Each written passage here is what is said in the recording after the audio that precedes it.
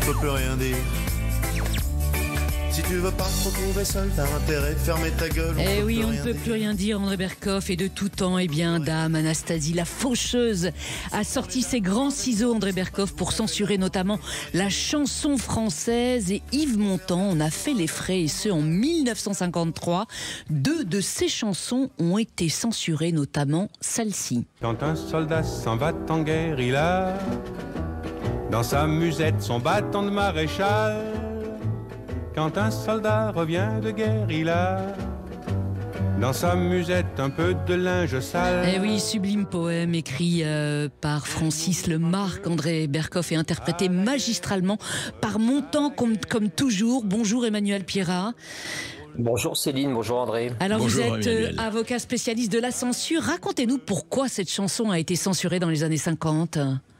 Alors on pourrait continuer les paroles pour comprendre un peu mieux Céline, parce que la phrase d'après, c'est quand un soldat revient de guerre, il a simplement eu de la veine.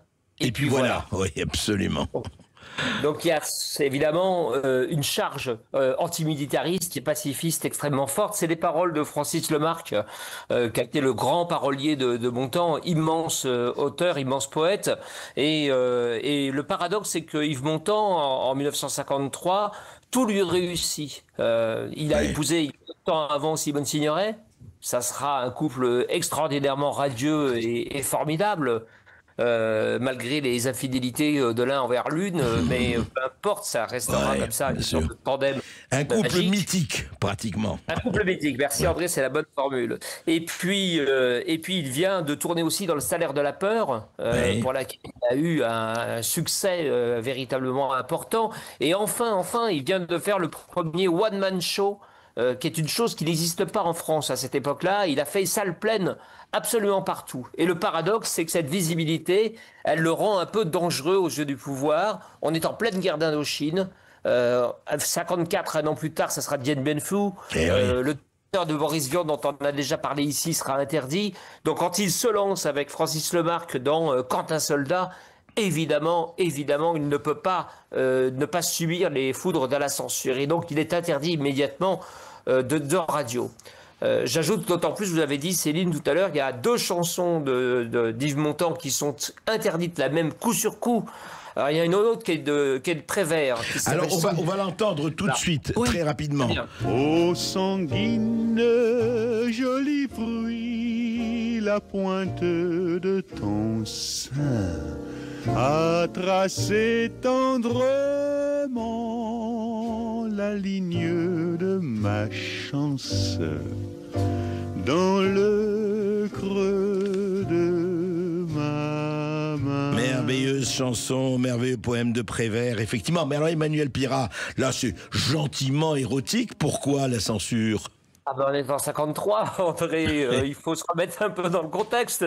Là, c'est vraiment, on est encore avec l'outrage aux bonnes mœurs à l'ancienne. Et donc, on décèle, non pas, on prend pas les paroles au pied de la lettre, on imagine la scène. C'est-à-dire, le censeur, il se projette. Il faut toujours comprendre que le censeur, c'est quand même un grand obsédé. Ah ben c'est clair. C'est ses propres turpitudes, véritablement, qu'il veut interdire. Hein, ça se voit bien. Donc, il, lui, visualise parfaitement le corps de la femme, le sein, la robe qui tombe, etc. de ses paroles charmantes. Voilà.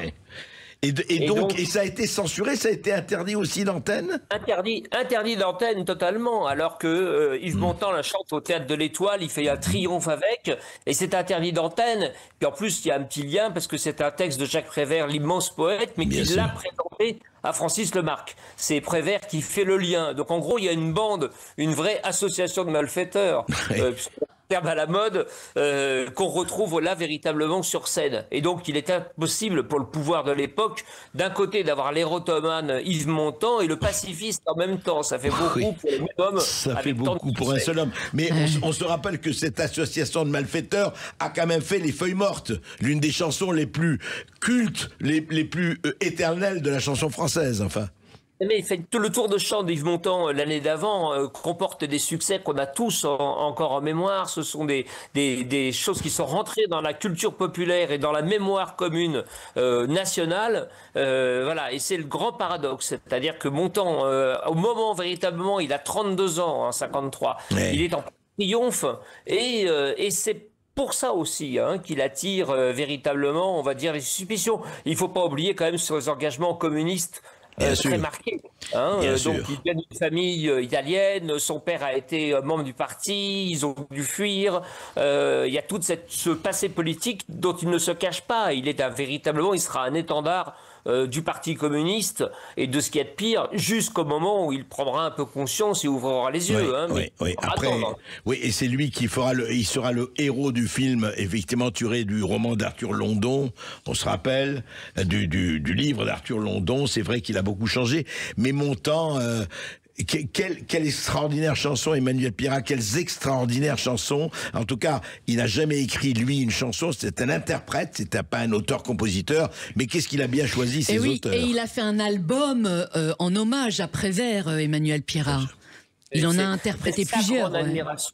Et c'est amusant parce que ce sont toutes des admirations réciproques. C'est-à-dire Prévert admire beaucoup Montand. Montand admire évidemment, comme nous tous, Prévert. Et le Marc apprend une véritable gifle parce qu'il va au spectacle voir Montand. Et pendant 3 ans, il ne rêve que d'écrire pour Yves Montand. Jusqu'au moment où Prévert lui dit « Mais tu sais que c'est un copain et je te le présente. » Et c'est ainsi qu'ils feront parmi les plus beaux succès, les plus belles chansons, effectivement, les feuilles mortes qui étaient inscrites dans la chanson française. C'est vrai, à Paris et tout le reste. En 1953, on ne rigole pas ni avec les mœurs, ni avec la guerre. Oui, c'est intéressant. D'ailleurs, on se demande si on n'est pas en train de retrouver cet agréable parfum en ce moment, cher Emmanuel Pirat.